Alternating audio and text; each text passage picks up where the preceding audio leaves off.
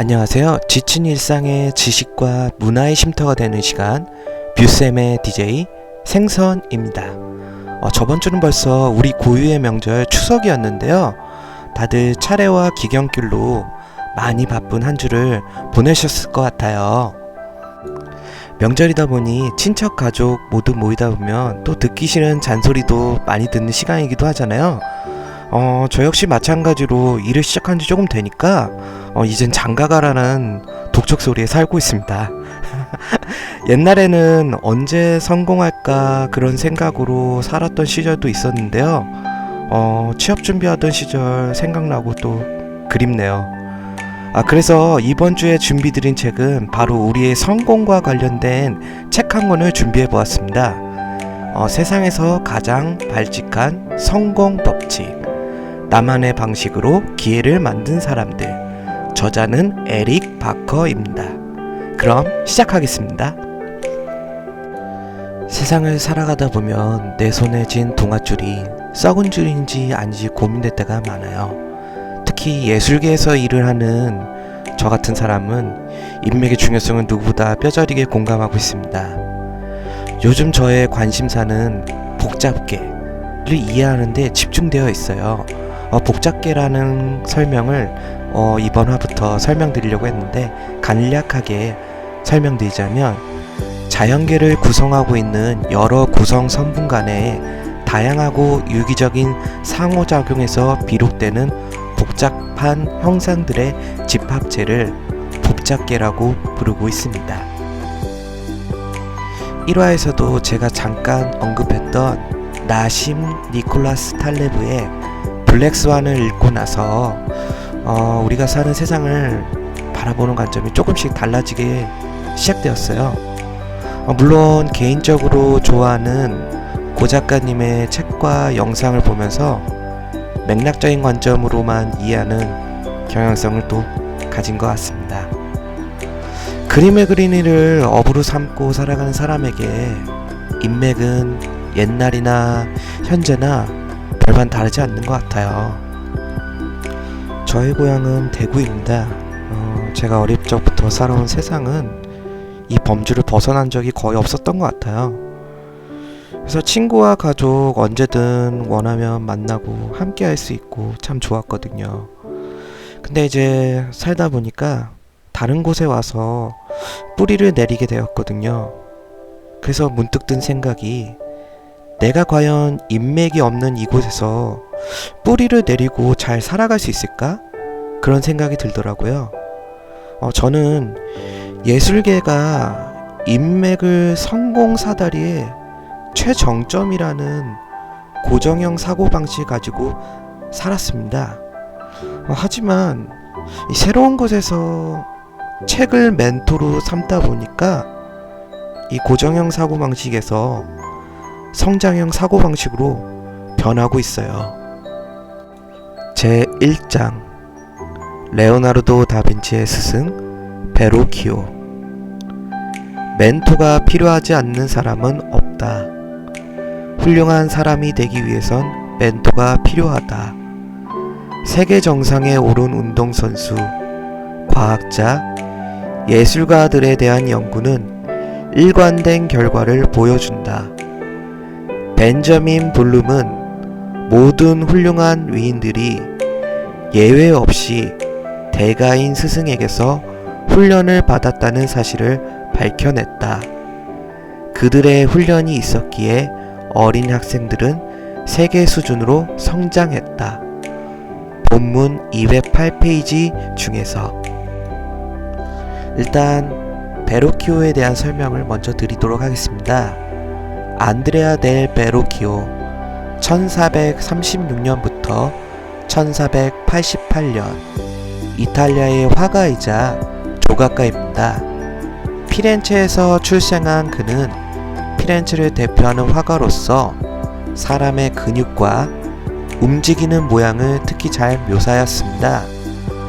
그의 제자 중에는 레오나르도 다빈치, 페루지노, 산드로 보티첼리 등이 있으며, 레오나르도 다빈치와 함께 그린 그리스도의 세례가 특히 유명합니다. 그 외의 작품으로는 작은 꽃다발을 아는 부인 등이 있으며 조각으로는 클레오니 기마상 등이 있습니다. 인간의 역사상 가장 위대한 상상력과 창의성을 가진 레오나르도 다빈치의 스승 베로키오는 다빈치의 스승이자 화가, 조각가로 유명합니다. 몰입에 관한 연구로 유명한 칙센트미아이는 당대 최고의 석학과 기업가, 예술가 등의 공통점을 훌륭한 멘토라고 말하였습니다. 저는 다빈치와 베로키오의 관계를 좋은 예로 생각하고 설명드리려고 해요. 저는 일생일대의 멘토를 만난 적이 있었는데요. 그 시작은 바로 신현복 선생님의 옥중서간, 담론 등을 접하면서부터 시작되었습니다. 책을 보면서 힘들고 어려워서 또한 또 지칠 때 제 자신에게 매번 이렇게 독백으로 질문하곤 했었는데요. 주로 신현복 선생님은 이런 상황에 어떻게 대처하셨을까 그런 생각을 하면서 제 자신에게 질문을 하곤 했습니다.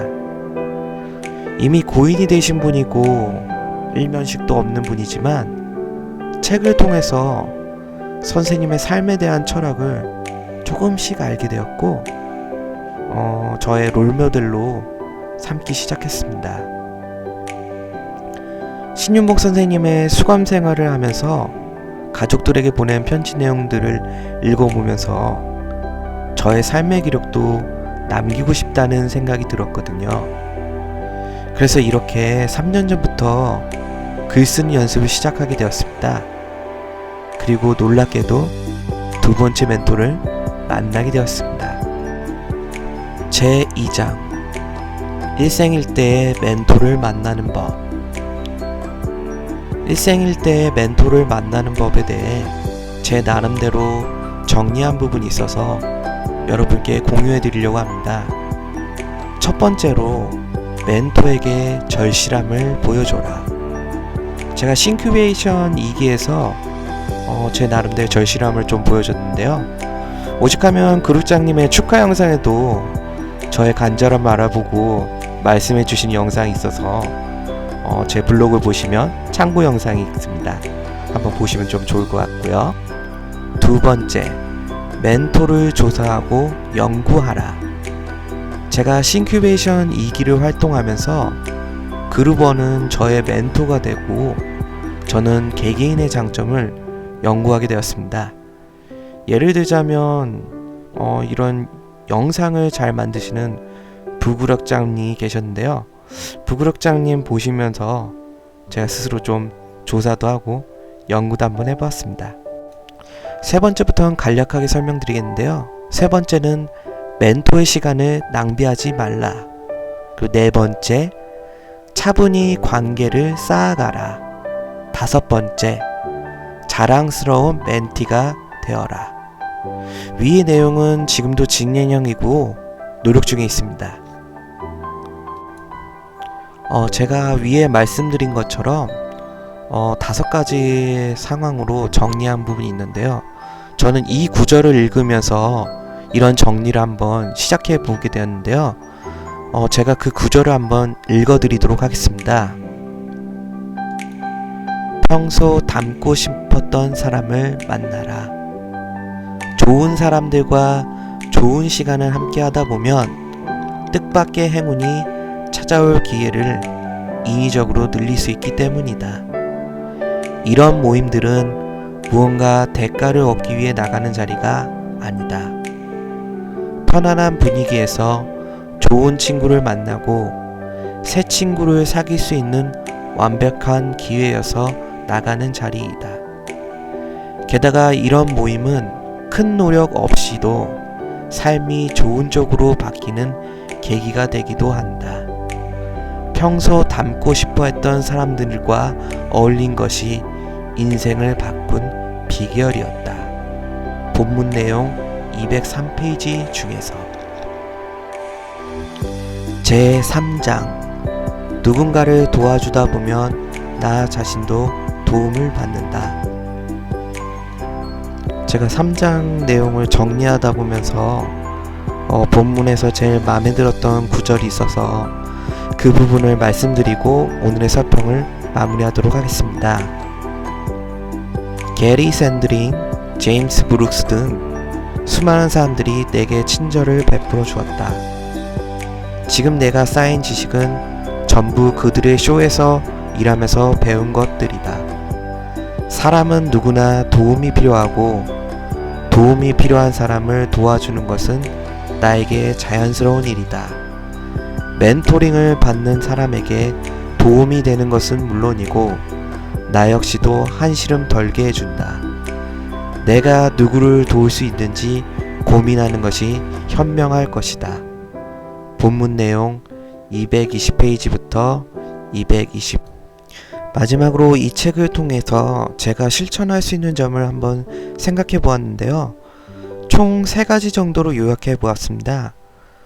첫 번째로 길을 묻는 사람들이 생기면 더욱 친절하게 설명해 주기. 그리고 두 번째로는 실력을 쌓기 위해 전공 분야를 더 열심히 독서하기. 마지막 3번째로는 지금도 저와 같이 함께 공부하시는 문화센터 회원님들과 더 즐거운 미술 작업 계속하기 등입니다. 이렇게 정리해놓고 보니 또 제 나름대로 또 뜻깊은 시간이었던 것 같습니다. 자세한 서평의 내용이 궁금하신 분들은 네이버 블로그에 디샹의 후예가 되기 위한 싱커를 검색 부탁드리겠습니다. 주소명도 영상에 붙여놓고 공유해 드릴게요. 앞으로 저는 더 좋은 서평 내용 여러분과 계속 공유해 드리도록 하겠습니다. 긴 영상 시청해 주셔서 다시 한번 감사드립니다. 감사합니다.